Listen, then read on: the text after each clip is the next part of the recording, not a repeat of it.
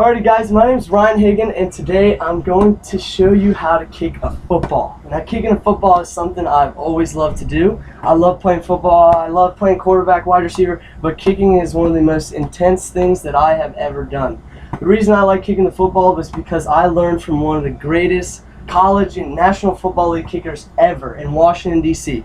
Mr. Mark Mosley. He played for the Washington Redskins, went to the Pro Bowl several years, and he is known for his straight style kicking. He was 5 yards back, 2 feet over, and he would kick the ball straight through the uprights almost every single time.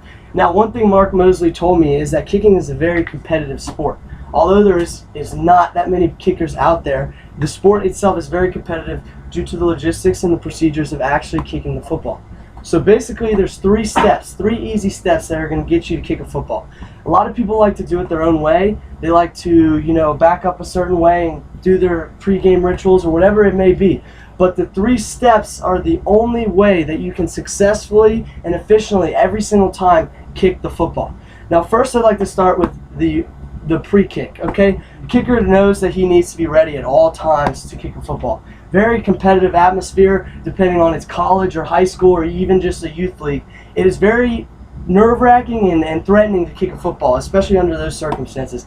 Now, what a kicker wants to do before he comes out is he wants to take note of all his surroundings. The loudness of the crowd, the temperature outside, the wind, anything that he can pick up on that might help him kick the football. That's what he needs to do. So, that's the first step. In that first step is also his pre-mindset. What he knows he needs to do to kick the football through the uprights. Nothing else matters. The other 10 guys on the field are all relying on him, in addition to every single person that's watching him kick the football. Second, his pre-snap ritual. He gets out there. Most kickers go 3 steps back, 2 steps over. Right foot, you're going to go 2 steps to the left. Left foot, you're going to go 2 steps to the right. Very simple in that regards. Now, every kicker has their own routine, whether it's 2 or 3 steps back and over, but the norm is 3 steps back from the holder and 2 steps over to the left if you're right-footed, 2 steps over to the right if you're left-footed. At that point in time, the kicker's eyes need to remain down at all times. He can't be looking around. He can't be worrying about other things. He can't be worried about the next play, because all that matters for the kicker is kicking the football through the uprights. Now, proper form and technique brings us to our third and our final step, the follow-through and the kick, the most important part. So, once the kicker gets his steps back, he's got his mindset ready. The ball is snapped. At that point in time, the kicker, regardless of distance, whether it's 15 yards, whether it's 20 yards, or even 30 or 50 yards. In fact, the longest kick in the National Football League to date is 64 yards by Adam Gronkowski in 2004. Okay, 64 yards. And I can also tell you that it doesn't matter what the distance is. It doesn't matter how quick you run to the ball. It's all about the mechanics, getting your body through the football. So on the follow-through, 3 steps back, 2 steps over. In my case, I'm right-footed, so I'm 2 steps to the left. My head is down to the ground facing the ball. The follow-through is the most important part of the kick. My head will remain down on the ball the entire time throughout the entire kick. So I keep my head down, nice easy steps to the ball, and I'm a strong power through with my right foot kicking it right through the uprights.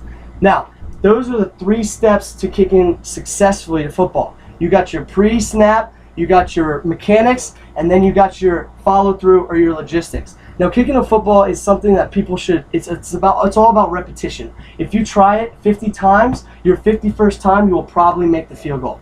The sport is repetition. Kicking is a sport in itself. A lot of soccer players take on kicking. A lot of other people take on kicking just because it is a sport within itself where people can use their skills and compete at a different level. Now, National Football League kickers, more intense. College, getting there. Punters, stuff like that. It's all important to the game, and special teams remains one of the most important aspects to all of football. And that's why kicking the football is most important, and that's why everyone should use the proper techniques, kick the ball in the middle of the ball, follow through, keep your head down, and really just believe in yourself, because it's all about self-motivation and getting the ball through the ball. Thank you guys very much, and that's how you kick a football.